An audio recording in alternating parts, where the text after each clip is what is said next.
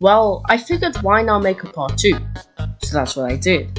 If you want to see part 1, there will be a card on screen, but regardless if you've seen part 1 or not, I'll give you a quick summary. Jump Dash is a very complex game, and if a different choice was made, depending on the situation, the game could have been a lot different.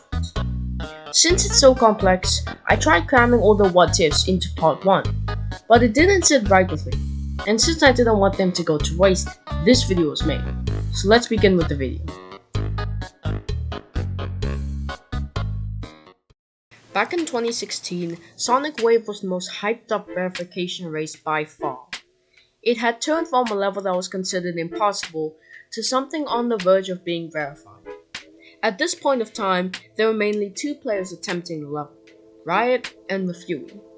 Mafui was extremely interesting to watch because he was jumping from Windy Landscape and Insane Demon to Sonic Wave. Yeah, for some reason people assume all this was decode, but this is clearly wrong.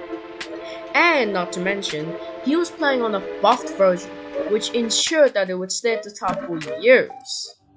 Both competitors were grinding the level into 2016, and on March 25th, 2016, Mafui was passing the whole level and got to the last 10%. What Mafui didn't know was that he would make Jump Dash history, but not in a good way.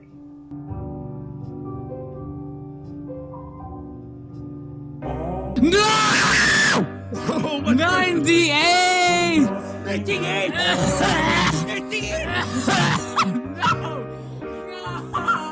Remember the buffs Mafui did?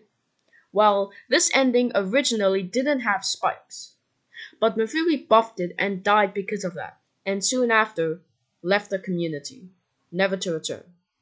And for Riot, on November 18th, 2016, he also ran out of luck.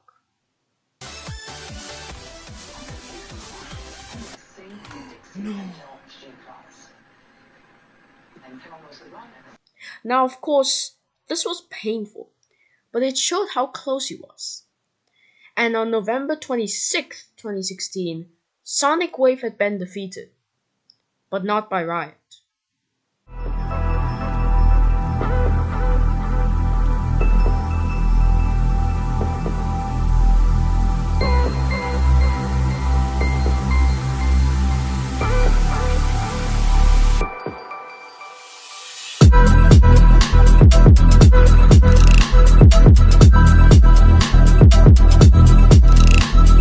A new player came out of nowhere and did what Riot was trying to do for a year at that point in a couple of days. This player was Sonix. After this accomplishment, Riot unsurprisingly left the game a few months later due to the demotivation of wasting so much time on a singular level. So now that you know the history of this, I need to ask some things. What if Mafui verified his buffed version? It probably would have stayed at the top for a lot longer than it did, and he probably would have stuck around in the community.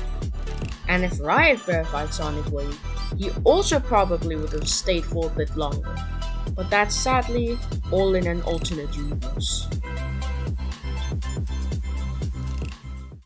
This creator was originally in part 1, but again, it didn't sit right with me.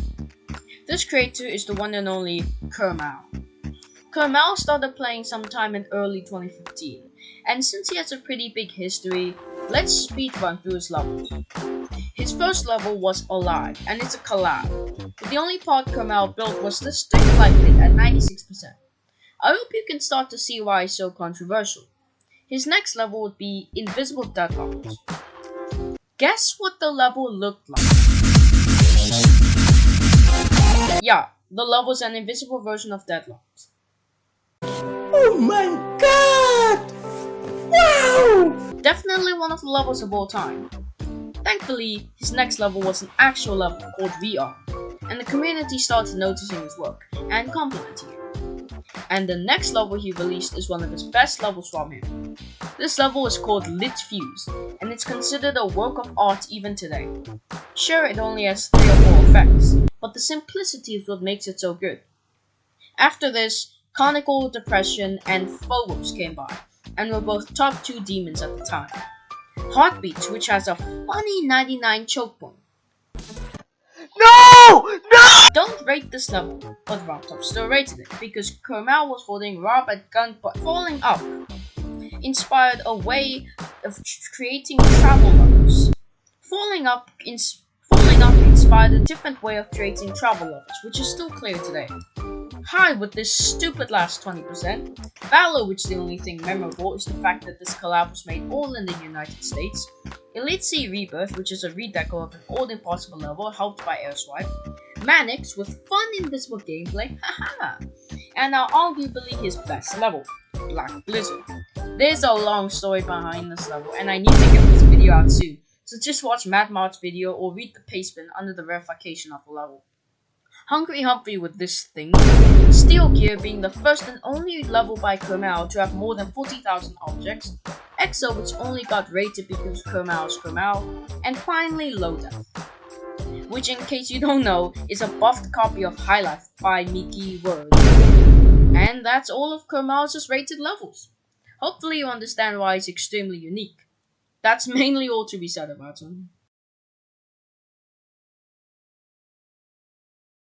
Let's go back in time again.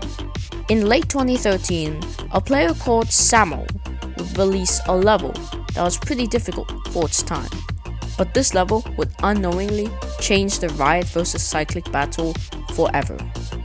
This level is Ice Hell Cave.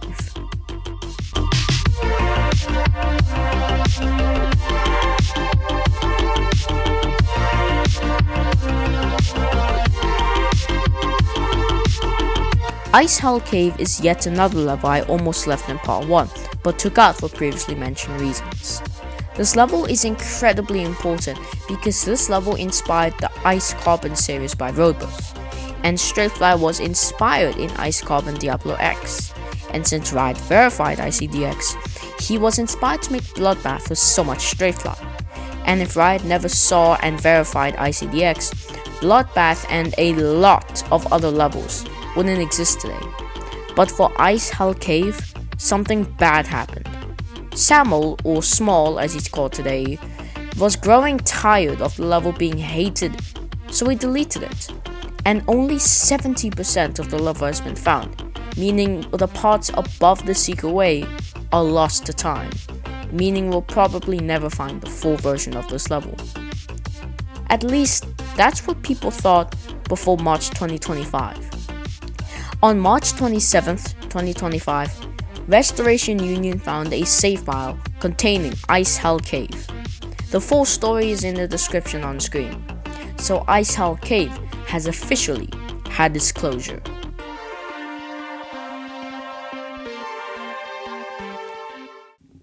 The final what if of this video isn't as big as the end of part 1, where literally the game doesn't exist. But this last what if is still pretty massive. Update 1.9 was a very, very important update. This update introduced something the game needs still today, and without it, the game would have died out. This feature is the custom songs from Newgrounds. Do I even need to explain why this feature is so necessary? Every single custom song level just wouldn't exist without 1.9. All I can say is thank goodness RobTop added it. Okay, so now that that's over with, I want to take a minute to correct a few mistakes I made in part 1, because believe it or not, YouTubers can make mistakes. So at this part, I corrected myself by saying 28th of April 2014 sorry, but what I should have said was 28th of April 2015. My dad pointed this out and it was bugging me a lot. At this part, I said that Cataclysm and Bloodbath wouldn't exist without Demon Park to inspire the Demon difficulty. While I'm pretty sure it wouldn't, because I'm 99% sure that G-Boy got inspired to make Cataclysm because of other levels, and those other levels were very likely sourced from Demon Park. Finally, the biggest mistake I made. At the end of the last video, in the last what if, I said that if RobTop never saw the Impossible game, Geometry Dash wouldn't exist. What I should have said was that if Fluke Dude never created the Impossible game, Geometry Dash wouldn't exist, because someone else could have made Geometry Dash because of the Impossible game. But with that said, thank you so much for watching this video, and I'll see you in the next one, which, speaking of, I haven't begun production or research at all on it, so it's going to be fun. And a hint, it's going to be over an hour long.